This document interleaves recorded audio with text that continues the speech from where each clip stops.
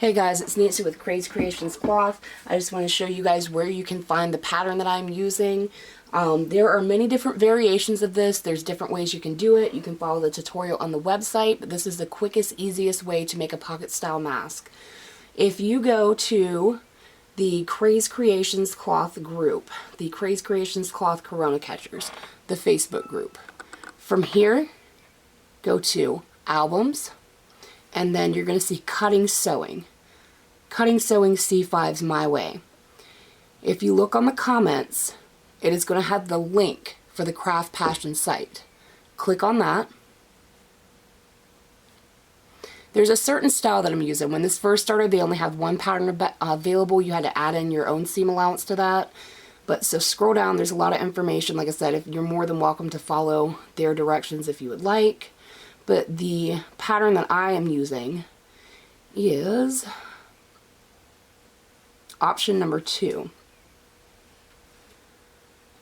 And keep scrolling and keep scrolling. There we go.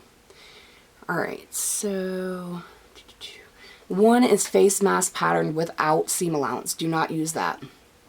We are using number 2, and it says ordinary face mask sewing pattern with 1/4 inch seam allowance. They have 4 different sizes. You have men, women, teenagers, kids 7 to 12, as well as kids 3 to 6. So click on whichever pattern you want to use and it'll bring you to the pattern right here. You print that out. When you print it out, to make sure that you have it printed correctly, you're going to want to check the 2-inch line. And it says right here, please check your scale here after you print. So to make sure you printed it out the right size, you're going to measure that block, and from there is 2 inches. So I know that I have the pattern printed out at the right size. This is a little confusing, especially anyone that's new to cutting or sewing. They have so many different options on here. The only thing that you need to worry about, oh, and for this, it comes with a main and then also a liner. So here's the liner. And then here's the main.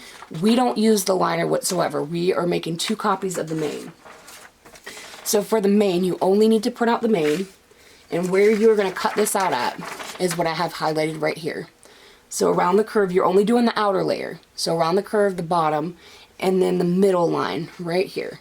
So you're going to have something that's before it and something that's after it. Just trace out the outer line, and then when you get to the end where the channels are, you're going to cut in between those 2 lines. So this is what it looks like right here. Go ahead and cut that out, and then I'm going to upload the next step.